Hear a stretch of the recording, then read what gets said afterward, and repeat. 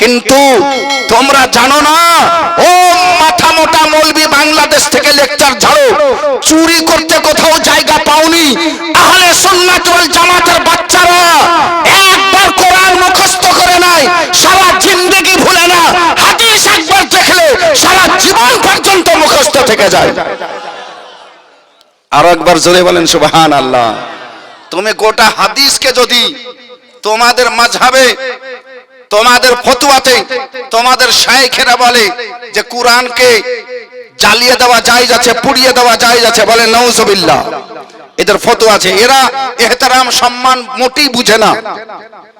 হে বেরাদার, তাতে লেখা আছে, সুস্পষ্ট হাদিসে লেখা আছে যে নাভির নিচে হযরতে আলী মুশকিল কুশা রাদিয়াল্লাহু তাআলা আনহু থেকে বর্ণিত, তিনি বলেন, হযরতে আবু হুযায়ফা তিনি বর্ণনা করছেন, উনি বলছেন, আন্না আলিয়ান রাদিয়াল্লাহু তাআলা আনহু قال, নিশ্চয় আলী রাদিয়াল্লাহু তাআলা আনহু বলেছেন, আলী বলেছেন, ইন্না মিনাস সুন্নাতে, এটা নবীর তরিকা, আমি স্বয়ং নবীকে দেখেছি। যারা ঝমকে বলি সুবহানাল্লাহ। ইন্না মিনাস সুন্নাতে, যখন কোন সাহাবী বলবেন ইন্না মিনাস সুন্নাতে, এটা সুন্নাত থেকে প্রমাণিত, এর মানে হলো এটা নবী করতে বলেছেন এবং নবী এটা নিজে করেছেন। যখন নবী নিজে করেছেন বা নবী করতে বলেছেন, সেটাকেই সাহাবাগণ সুন্নাত বলতেন, সেটাকেই সাহাবাগণ সুন্নাত বলতেন। চতুর্থ নম্বরের খলিফা আমিরুল মুমিনিন হযরতে আলী কাররামাল্লাহু ওয়াজহুহু, তিনি বলছেন, ইন্না মিনাস সুন্নাতে, রাসূলুল্লাহ সাল্লাল্লাহু আলাইহি ওয়াসাল্লামের সুন্নাত হতে প্রমাণিত ওয়াজউল কাফে আলাল কাফ, দাহিন হাতের হাতেলি বাম হাতের উপর হাতেলির উপরে রেখে ফিস সালাতে, নামাজে, তাহতা সুররা, নাভির নিচে বাঁধবে। যারা ঝুমকে বলিয়ে সুবহানাল্লাহ। হ্যাঁ, বুকের উপরে হাদিস আছে, আমিও বলছি বুকের উপরে হাদিস আছে, বুকের উপরে হাদিস আছে। ওয়াইল ইবনে হুজর রাদিয়াল্লাহু তাআলা আনহু, ইনি বলছেন যে আমি রাসূলুল্লাহ সাল্লাল্লাহু আলাইহি সাল্লামকে দেখেছি, তিনি হাতের উপরে রেখে বুকের উপর রাখলেন, বুকের উপর রাখলেন। এই হাদিসের একজন রাবী, তার নাম হলো মুআম্মিল বিন ইসমাঈল। মুআম্মিল বিন ইসমাঈল, নামটা একবার আর বলেন, মুআম্মিল বিন ইসমাঈল। এই রাবীকে ইমামে বুখারী তারিখুল বুখারীতে বলছেন, এই রাবীটা হলো মুনকারুল হাদিস। এই রাবী যেখানেই হাদিস বর্ণনা করেছে, এর হাদিস মানা হয়নি। এই হাদিস, এই রাবীটা কথা মনে রাখতে পারতো না, আর যখনই বলতো ভুল কথা বলতো, হাদিস ভুল শোনাতো। সেহেতু এটা তার সন্দেহ, এটা তার ভুল, নাভি না বলে বুকের উপরে বলে দিয়েছে। আরে জোরে বলেন না সুবহানাল্লাহ, আর একবার জোরে বলেন সুবহানাল্লাহ। ফলত মুআম্মিল বিন ইসমাঈলের রাওয়ায়াত করা হাদিস গ্রহণযোগ্য নয়। তো যেখানে বুকের উপরে আছে, সেই রাবী গ্রহণযোগ্য নয়, ওই রাবী গ্রহণযোগ্য নয়, এই কারণে এই হাদিসটাও গ্রহণযোগ্য নয়। নাভির নিচে যতগুলো রাবী আছে আলহামদুলিল্লাহ সব গ্রহণযোগ্য। আর হযরতে আলী বলেছেন যে আমি নিজে নবীকে বানতে দেখেছি, বলতে দেখেছি, ইন্না মিনাস সুন্নাহ, সুন্নাত থেকে এটাই প্রমাণিত যে নাভির নিচেই হাত বাঁধতে হবে।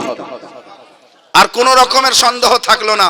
হে বেরাদার, চলুন আপনাকে আরেকটা জায়গাতে নিয়ে যাই।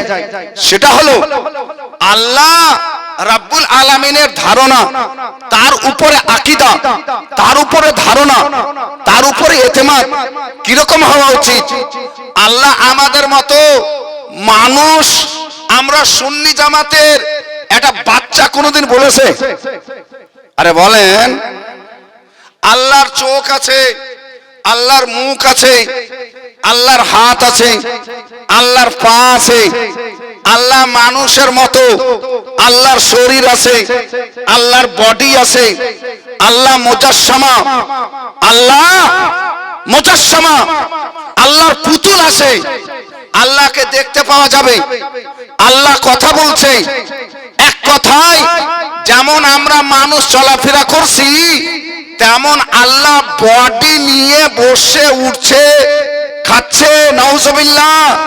এই ধরনের আকীদা যারা রাখবে তারা কাফির হয়ে যাবে, কাফির হয়ে যাবে। তাহলে হুজুর এরা যে বলছে কুল্লু মান আলাইহি ফান ওয়া ইয়াবকা ওয়াজহু রাব্বিকা যুল জালালি ওয়াল ইকরাম, এবং আল্লাহর চেহারা, তোমার প্রতিপালের চেহারা, প্রতিপালকের চেহারা বাকি থাকবে। তা আল্লাহর তো চেহারা কোরআনে বলছে, ইয়াদুল্লাহ আল্লাহর হাত কোরআনে বলছে, আল্লাহর পা কোরআনে বলছে। হে ব্রাদার, এরা কোরআনই বুঝে না, সত্যি বলতে এরা কোরআন বুঝে না। ওয়াজহুন মানে শুধু চেহারা নয়, ওয়াজহুন মানে ব্যক্তিত্ব। যারা ঝুমকে বলিয়ে সুবহানাল্লাহ। আল্লাহর জন্য আল্লাহর ব্যক্তিত্ব, আল্লাহর অস্তিত্ব কিয়ামতের পরেও কায়েম থাকবে। যারা ঝুমকে বলো সুবহানাল্লাহ। আল্লাহর চেহারা নয়। তাহলে হুজুর আল্লাহর হাত, আসলে আমি একজন মাওলানা সাহেব মানে বলছেন যে হুজুর মানে কি আর বলবো, এই জাফরউদ্দিন হুজুর যে ছিলেন উনি আমার দাহিন হাত ছিলেন, উনি আমার দাহিন হাত ছিলেন। তা আমি বললাম তাহলে এখন আপনি ভাত কিসে খাচ্ছেন গো? হুজুর জাফরউদ্দিন মারা গেছে তো, তাহলে আপনি ভাত কিসে খাচ্ছেন? দাহিন হাত তো মারা গেছে। আরে আপনি মানে উনি আমার শক্তি ছিলেন। আরে ঝুমকে বলিয়ে সুবহানাল্লাহ। আর একটু মহব্বতে বলেন সুবহানাল্লাহ। যদি কিছু বুঝার দরকার হয় তো সুন্নি জামাতের আলেমের কাছে চলে আসিয়েন। আল্লাহর হাত মানে আল্লাহর শক্তি। আরে ঝুমকে বলিয়ে সুবহানাল্লাহ। তো কোন জায়গাতে আল্লাহর চেহারা বলতে অস্তিত্ব, কোন জায়গাতে আল্লাহর হাত বলে শক্তি বুঝানো হয়েছে। আর এই কাটমুল্লা দু পাতা পড়ে আরবি ওয়াজহুন মানে চেহারা, আরবি ইয়াদুন মানে হাত, এই নিয়ে পড়ে আল্লাহর মূর্তি তৈরি করে সামনে করেছে। আর এরা আমাদেরকে বলছে আমরা পূজা করি। আরে পূজা তো তোমরা করছো, পূজা আহলে সুন্নাত ওয়াল জামাত করে না। যদি ধরা যায় তো পূজা তোমরা করছো। আমরা আল্লাহকে নিরাকার মনে করি। যারা ঝুমকে বলো সুবহানাল্লাহ। আমাদের আকীদা আল্লাহ নিরাকার। আল্লাহ তো নিরাকার আছেন, আমরা যে হিসাবে কথা বলি আল্লাহর কথাও এই হিসাবে বেরোয় না। শারহ আকাইদ আলহামদুলিল্লাহ আমি এখন বর্তমানে পড়াচ্ছি। আল্লাহ ভাষা যে বলছেন ডাইরেক্টলি, আল্লাহর ভাষা আজ পর্যন্ত কোন বান্দা শুনতে পায়নি, কোন বান্দা শুনতে পায়নি। মাত্র একজন প্রিয় বান্দা, তিনি হলেন আমাদের রাসূলুল্লাহ।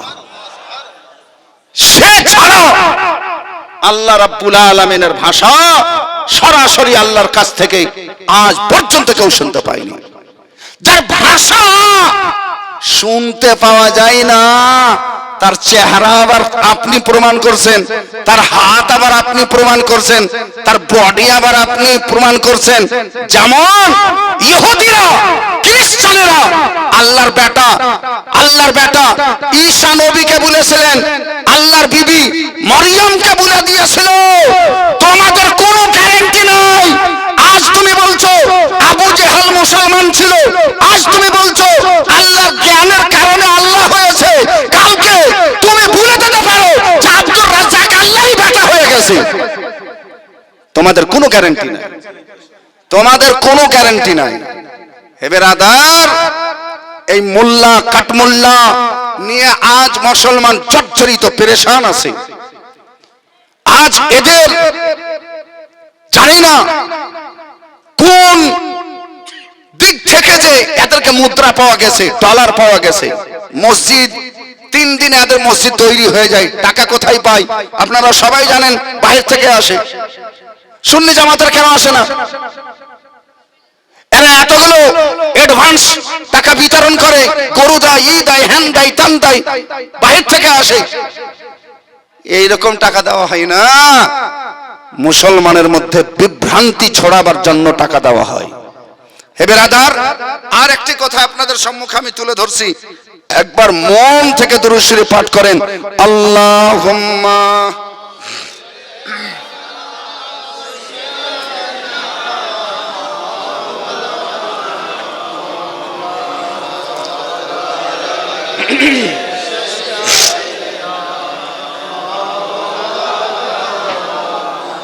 সাল্লাল্লাহু তাআলা আলাইহি ওয়াসাল্লাম।